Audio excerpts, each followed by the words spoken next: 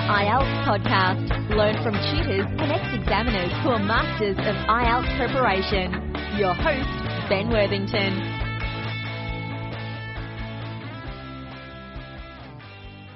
A brief introduction to pie charts.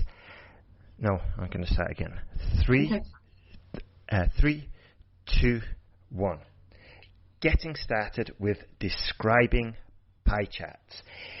Hello there, IELTS students. In this tutorial, Daphne and me are going to help you get started with pie charts. We are going to look at the essentials and why going for a band 9 is probably a bad idea. We're going to cover 2 very important components regarding your language, which you should probably include in your writing. We're going to review some authentic native English speaker material, and I'll also share a tip on how to find some decent material and how to prepare for your exam. And then Daphne is going to give us a model. Well, actually, we'll both give you a model for you to follow, and we're also going to include some useful, valuable information about grouping. So, how are you doing, Daphne? I'm really well, Ben. Thank you very much. How are you, everybody? Hope all's well. I'm really glad we're going to be doing this podcast about pie charts today, because I think sometimes we do podcasts on pie charts. Wow, that's difficult to say. Assuming everyone knows what to do. And I think there are a lot of people who are coming into IELTS academic and thinking, I've no idea how to do a pie chart. I don't do this. I've never done it before. So I think this really helps. Do an intro and just a basic guide is really informative, and hopefully you'll all find it useful. Absolutely. And I know of native English speakers that would struggle with this task. For example, a Scottish guy or an English guy wanting to emigrate to Australia, they might need to take the IELTS test, and maybe they haven't written academically since university or since high school, and then not only do they have to write in an academic fashion, but they also have to learn this skill of basically describing a graphic, be it a pie chart, a bar chart, horizontal bar chart, or line graph, or flow chart, whatever. So it's not only a language skill that we're going to be developing here, it's an essential exam skill, which even native English speakers have to learn, because it's not as straightforward as it may first appear. That's so true. I mean, I until I was teaching IELTS, I hadn't done this. Good past perfect. I hadn't done this for a really, really long time. I mean, school possibly, but I didn't like maths at school, so I probably wasn't even trying very hard then. I think it's quite interesting how sometimes we just neglect school subjects at school, and then later in life we're like, actually I should have been paying attention, actually I should have got behind this because it would have been really helpful. I've had this a million times actually, which says a lot about my high school times. Yeah, it comes back to bite us, doesn't it? Exactly, yeah, exactly. Okay, so basically in this, I've already outlined what we'll be covering in this tutorial. So the first part is, well, in this lesson we're going to show you how you can describe it in simple terms. Now, the more advanced students might be rolling their eyes at this, but let me just say that we need to get the foundations solid and clear first, because when I was correcting essays, I would see a lot of students aiming for band 9 and throwing in all these technical terms and fancy terms, which is good. I definitely appreciate and understand the ambition, and I admire the ambition. However, without a solid foundation, you can't even think about aiming for a band 9. So this is what we're going to do. We're going to roll it back, and we're going to look at building a solid foundation. And this is how we work with the online course as well. We really work on getting the basics first, giving feedback on that, and then we push, and then we start aiming for the 7, 8, 9. But it's absolutely essential to get a solid foundation first. So what would you say would be the 2 key elements for describing a pie chart? Daphne. Okay, the 2 things you need to be really confident about, and it's nice, it's only 2, it's not too complicated, is percentages So make sure you understand percentages, and we're going to run through with you how to talk about percentages. And the second thing is comparisons. And comparisons are really important. This is a key skill in pie charts. If you have one pie chart on its own, or even more relevant if you have two pie charts or even more, which is quite common in IELTS Task 1 now. Mm-hmm. Yep. Yeah. And in this tutorial, we're going to be looking at a pie chart about Scotland and its trade with the UK. And before we jump into this, I just want to mention that when you are looking for pie charts online, do not just go to Google and put pie chart description or anything like that. That's what I did, okay, and it's what I've done in the past. And I spotted an absolute bucket load of horrendous pie charts and horrendous pie chart descriptions as well. The worst one I found, Daphne, was this. Oh man, it was just a disgrace. But it was a pie chart describing the most popular pizza toppings, and they were all pizza slices divided up. It was a pie chart and made to look like pizza slices. And you know how you divide a pizza up, usually with all equal sizes? Yeah. They'd done that, so there were like 6 slices, but next to each slice, they put like 15% prefer mushrooms, 12% prefer pepperoni, like for each segment of the pie chart, even though each segment was exactly the same size. It was supposed to correspond to different different preference for the toppings. You know, that's really unhelpful and really confusing, because for me, and something I've written down in my notes here is that the pie chart is visual.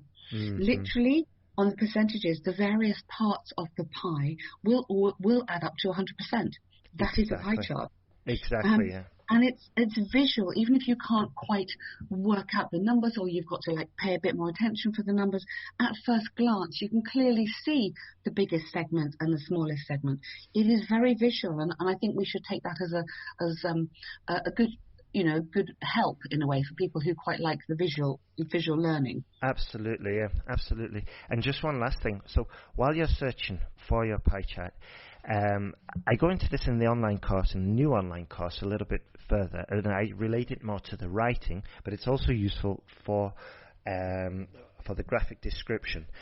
So what you do is you put .gov in your search. So you might put pie chart description or pie chart spending or pie chart exports or whatever .gov, and you're more likely to find an official source, so you can avoid these terrible pie charts that I was finding when I was doing some research. And another way is to put piechart.ac.uk. So this way it's only going to bring back academic sources, and this way from England, so that it's more likely you're going to find native, authentic material, which is what you want to start with. Because I mean, it's like cooking. If you start off with terrible ingredients, you're going to end up with a terribly tasting end product. And if you start off with a terrible pie chart, then you're going to end up with a terrible description as well. It's going to make it much harder. Exactly. Yeah. So there's 2 charts I just want to look at. The first one it's titled Total International and Rest of the UK Exports from Scotland in 2015. Okay, so it's basically showing the exports from Scotland and who Scotland is trading with. And immediately you can see that over 50%, and in this chart it's only got the number, it's only got 49.8 billion pounds, 50 billion pounds. And then the non-EU trade partner is non-EU trade is 16.4 billion, and then EU trade is 12.3 billion. So we haven't got the percentages in here in this one, but I would guess that I can confidently say over 50%, and I immediately recognise sort of like the main picture here, which is one of the steps that we talk about later. And then for the other segments, I could possibly group them together because they're the 2 next smallest segments. So even though we haven't got the percentages here, it's good to develop the skill of guesstimating, because I can see that one is 16.4 billion, and I know that a quarter of a pie chart would be obviously 25%, so I could say that's probably 20%, and the other one is probably around 15%. Yeah. It's a really good point, that, Ben, because I think that confuses people, because obviously if you've got the percentage numbers, it's going to add up to 100, and the pie chart that we're talking about, obviously the pie chart adds up to 100, but the numbers you've got there are in billions of pounds. But from the shape, what we're saying is that from the shape and from all the pie charts that we've looked at, that you've looked at, you can absolutely know that the largest segment, the largest proportion, is well over 50%. You could confidently say that in your answer, even if it's not written 60% or 65% or whatever it might be. Exactly, yeah, exactly. And while I was searching, and I was doing with the .gov searches, because I was getting fed up with all the garbage Google was throwing back at me, so I started doing the .gov searches. I found native English speaker written authentic official government material, pie chart, and it was about manufacturing leads. And I just want to go a little bit off-piste just to describe. I want to just share this example and why I thought it's essential to go for native English speaker material, because if we go to this link, and I'll include it in the tutorial on IELTSPodcast.com, but when we go there and we read the description, we can extract so many useful phrases. So I'll just quickly go through this.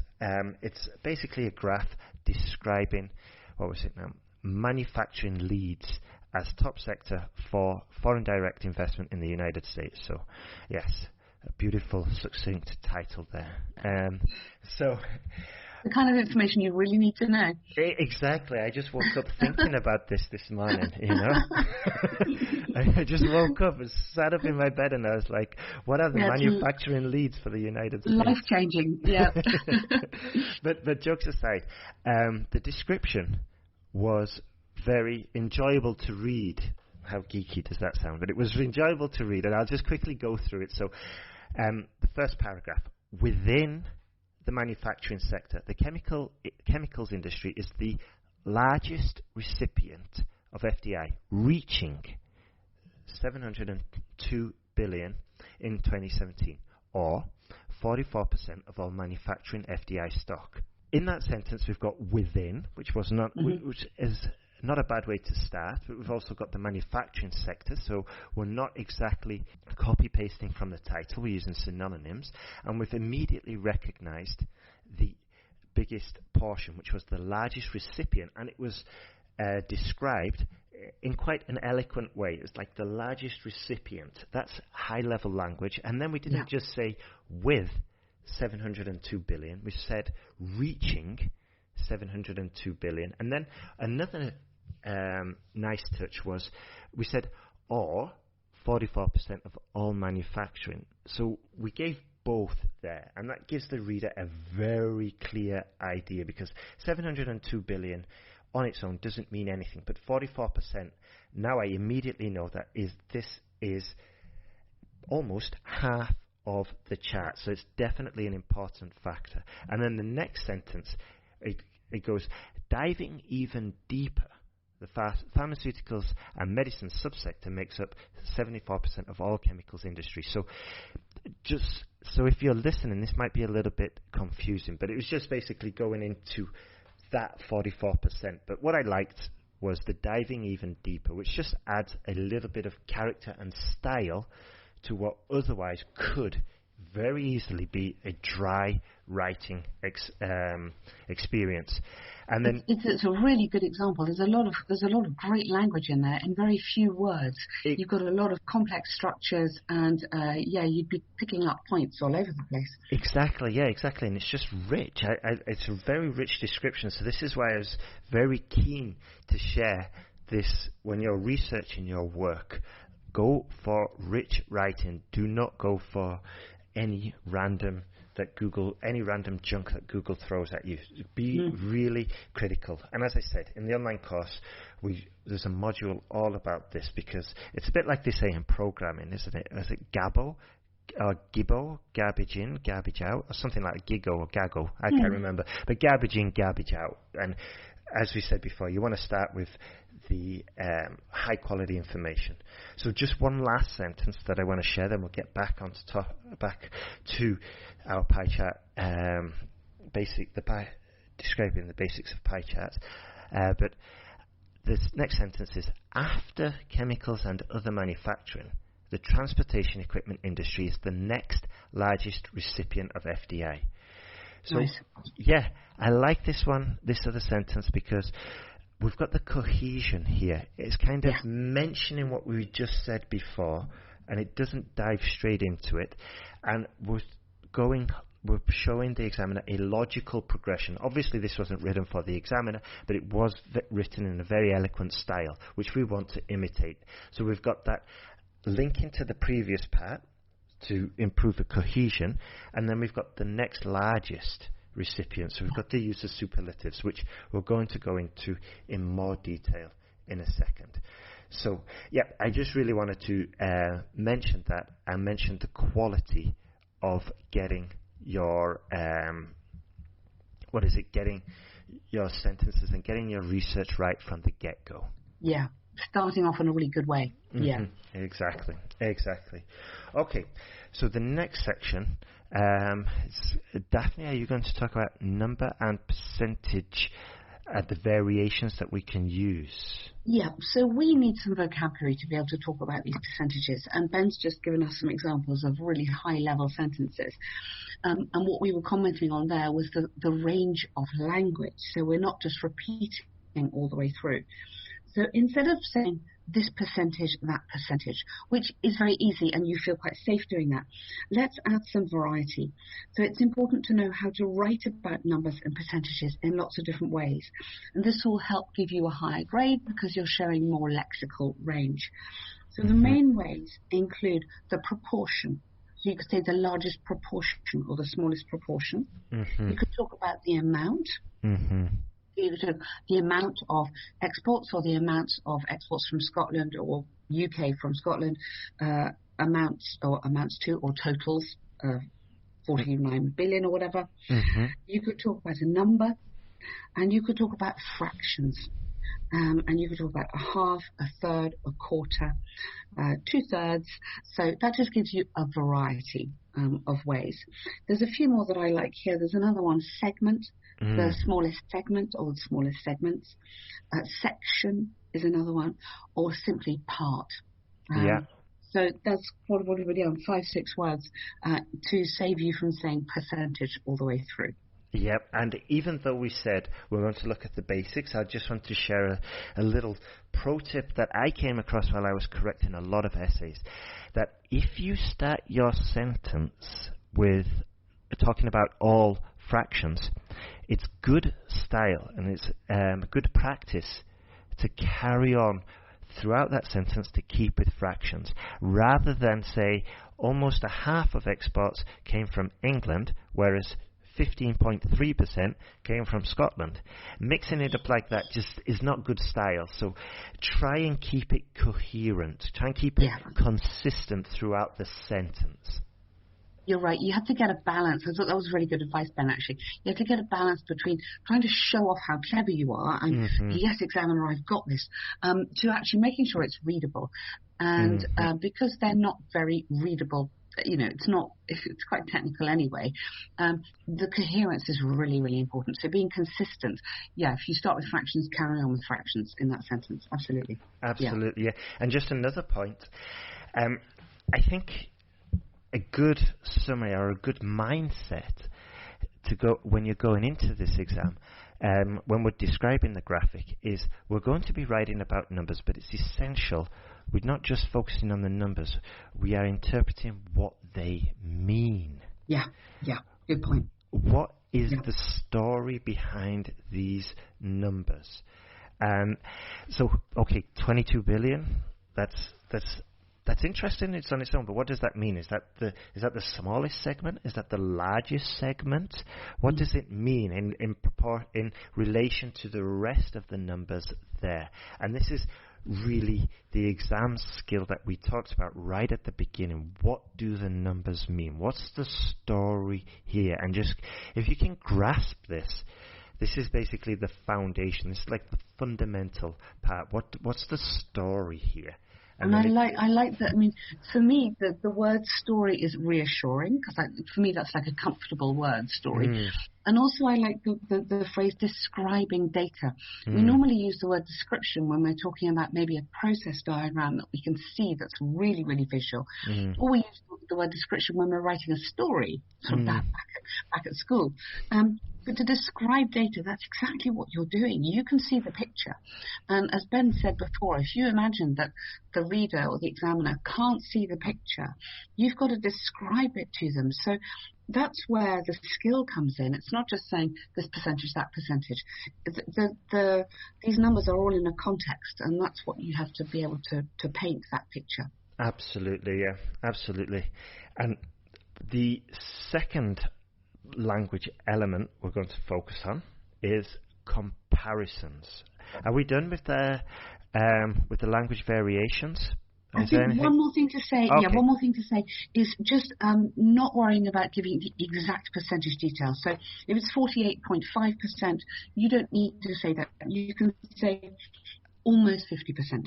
For me, that shows more skill. Around 50%, or approximately 50. You don't have to go into exactly the 48.57, whatever. Absolutely. It's a smoother read, isn't it? It's a smoother read, and it doesn't suck your energy or your reading energy. I remember correcting essays, academic task 1, and the student has, in minuscule detail, put down every number and to every decimal place, and my eyes just glazed over, and I was like, why did I choose this career? Why did I, and it's just, it kills me. Sometimes it can just seem like a sea of numbers, can't it? It's almost just like way too much. Exactly, and then my back starts getting weak, and then all of a sudden my head's on the keyboard and I'm crying. No, but see, I mean, imagine if you're an examiner and you're doing this and you see so many papers. So this is why it's good. I mean, this is why we need to introduce variety, and we need to just definitely avoid listing every single number data point there, because we don't want to kill any more examiners, basically. Absolutely not. Okay, so moving on to point number 2, comparisons. All right, so when we're going for comparisons, basically we want to be going for the similarities, we want to be going for the highest and the lowest. This is why, as we said before, a confident grasp, a confident understanding of your comparative language structure and your superlative language forms are absolutely essential. And plus, it goes back to what we were saying before. Using these language constructions is going to enrich your description. It's going to force you into writing an interesting story, and it's going to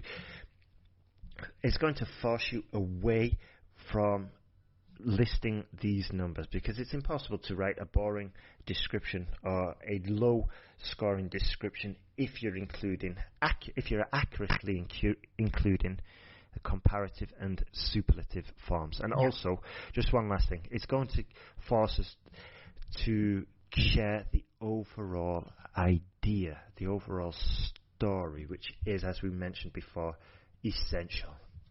Yeah. And I absolutely agree with you, Ben. I think the most important thing is the comparative listing will not get you a high score. So immediately, as we've said before, and we've talked about what to do, how to plan for these task ones, when you look at the picture, immediately look at the highest proportion and the lowest proportion. And that's going to give you a couple of sentences without even trying to do anything else. Exactly. And just to go into a little bit more detail of what Daphne said, listing all the data points won't get you points. However, sometimes a tiny little list of 3 or 4 can be good, especially if you're grouping the information. But if we're listing every single point there, it's just going to be a monotonous headache for the examiner. But if you can, maybe if you do list, at least group them together. So maybe you're going to list the 3 smallest together, or maybe you're going to list, I don't know, the 3 that were under 20%, or the 3 with similar ones. So just be careful. And when you are preparing, I mean, as we said before, to make sure that you are totally understanding this information, go find some authentic native English speaker material, and you'll probably see a lot of what we are saying here. You'll probably see it out in the wild. So just as Daphne said a few seconds ago about starting with the largest, that's exactly what happened with the real-world example I shared right at the beginning when I said within the manufacturing sector, the chemicals industry is the largest recipient of FDI reaching.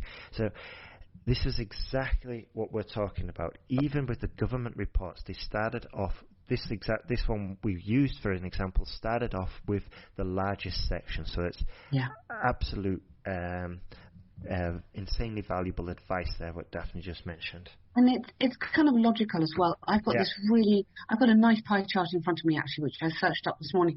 This is from the Office of National Statistics. This is the main reason for migration to and from the UK in 2007. Actually, it would be quite interesting to look at one for 2019 and see if it's changed. But we'll post this for you so you can have a look at it. But on this chart, there's 2 pie charts together, and on one of them is immigration, one of them is emigration, and on both of them there are 2 large segments which account for just over 50%, and then various smaller ones. And my sentences could be something like that. So looking at immigration, the largest proportions or the largest segments of the pie chart relate to immigration for formal study or a definite job. And these 2 sections, or these 2 parts, amount to over 50% of the total. Okay. Looking at emigration, the main reasons for emigration are looking for work or, again, a definite job. And these count for around just under 50% of reasons for emigration. So I've kind of, in a couple of sentences, I've covered over 50% of both pie charts. Excellent, yeah. And just to clarify for the listeners, immigration from a UK perspective, because it's similar to what we were talking about when we imports and exports, but if we are based in the UK, then immigration is the flow of people coming into the UK, and then emigration is the flow of people leaving the UK. So we can say E for emigration, exiting, and then I for in, coming into the UK for immigration. Yeah. Because I didn't have it, I'll admit, it wasn't exactly clear, but then from the charts I could see that if it's formal study at 26% immigration, then it has to be people coming into the UK. Yeah, exactly. And people leaving because they're looking for work. Exactly. Gotcha. Yeah. I'm surprised it doesn't say on the chart for emigration food, so they're going abroad. And then immigration coming into the UK for full English breakfast. Oh, absolutely. Maybe that could be no reasons, or maybe that could be other. 11% is other, Ben. That could be in there. Yeah, immigration. People are coming to the UK for the food. And I guess emigration in other might be, it could be food as well. They're leaving, they're fed up with the UK food. It could be the weather, I don't know. It could be the weather, yeah, exactly. Strong candidate, Okay, so what structure would you advise for these pie charts? We'll just have to mention this briefly because we are approaching the end. So we've looked at percentages. We've looked at how to use the numbers. We've looked at the comparisons, and it's if you have, as we said, have a look at a pie chart, and then you can see what to compare. So the structure should be logical and coherent. That's something we've been talking about. How you do it will depend slightly on the data, but you want your first sentence to be your paraphrase of what you can see. These pie charts show, or this pie chart shows, mine is the main reason for migration. So I can say the principal reasons or the principal explanations for people choosing to leave or move to the UK or something, so I can paraphrase that. Mm-hmm. And then I'm going to have my overall sentence, which is just going to give an overview, where I'm going to talk about the largest percentages and the smallest percentages. That's just like an introduction. And then I'm going to get into my 2 paragraphs of detail. Mm-hmm. Excellent. Yeah. And just a side note, don't add information like Daphne and Daphne and myself were doing. We were just doing that, joking around about the food and hypothesizing why they might be coming into the UK and why they might be leaving the UK. So don't do that. Even if you know the real reasons, even for example, this might be your subject area of expertise. It doesn't matter. It doesn't matter if you know the reasons or if you know the science behind it or the historical facts. It doesn't matter. Only describe what you see in front of you. Don't add information. I'm really glad you said that, Ben, because there's so many responses I read from students that go, "Oh, this was because la la la," or it can be said that da da da. That's not your job. Your job is to compare. If your sentence short, then try and get a really clever sentence in there to end with. So you could group, again, we're talking about group the information together, so it can clearly be seen that the percentage of people emigrating for formal study was 5 times smaller than those people immigrating for that reason. Just something, one more sentence comparing the data together, and that will just help get you to your enough words on your word count if you're struggling. Absolutely, yeah. Excellent point there. Excellent point.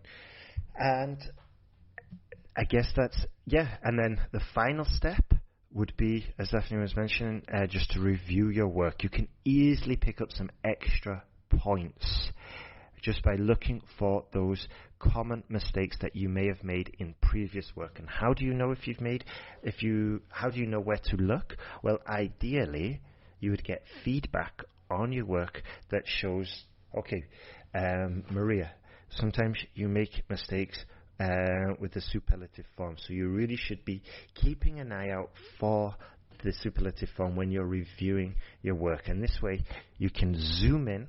This is an essential exam skill because time is of the essence. But if you know your weak spots, you can zoom in, look for those, and then start correcting them. And you can easily pick up an extra 10%. But how do you know those errors? Because ideally, you'll have a professional expert looking at your work and giving you the feedback. This is the fastest way to improve. And this is exactly why we include it in our online courses, both for the speaking and for the writing. And it's just, we do this because we're a results-orientated organisation. We want students to get the results. This is why we offer the guarantee of Jump to Band 7 or it's free. Too many online schools, and especially language academies, will not promise anything because they've got no confidence in their work and they don't employ professionals like we do. Isn't that right, Daphne? Absolutely. It's very true. And actually getting feedback is so valuable because otherwise you just keep on making the same mistakes. Most of the mistakes, especially on the task 1 like this we've been talking about, are very easy to unravel. And once you know what to do, like we were talking about, finding the overall trends, grouping information, getting your comparatives in there, actually it simplifies it and then you can move forward confidently. Absolutely. So that's everything from us today. And if you are still in lockdown, remember there is a light at the end of the tunnel. A lot of students going through our course are still preparing and are getting extra essay corrections because they've decided to go for the IELTS indicator test. So if you're in a situation with your test centre closed, have a look at the IELTS test, IELTS indicator, because this could be a way for you to continue moving forward. Yeah, the IELTS indicator is great. Find out all about it. I think it could be your answer. Exactly. And also, I have a feeling that maybe this could become the mainstream test because, in my honest opinion, it's kind of pushed the British Council to modernise, and this could be the way going forward, because I know a lot of students have to jump on a train or even a flight to go from the rural village to the city centre to do this test centre, and in times of corona it's not looking, I mean, it wasn't practical to start with, but if you're going to be in a test centre and travel to this test centre and be exposed, and it's just, I think it could be a wake up call for British Council. It's cheaper as well, and as you say, Ben, to have to travel, to have to stay in a hotel, it's a big expense, this exam. You can do it from home and do the speaking over a Zoom video call. I mean, what's not to like? It's fantastic. Exactly. Okay, well, good luck with your IELTS exam preparation, and if you want somebody to evaluate either your speaking or your writing, then get in touch. And if you want to move fast and carry on improving, and have a look at the online course. And also remember, if you get the IELTS podcast app available in the App Store by searching for Ben Worthington IELTS, you'll be able to get these podcasts, get updates, get special offers, and get the transcripts, which are definitely useful. So good luck and all the best. Thanks, everyone.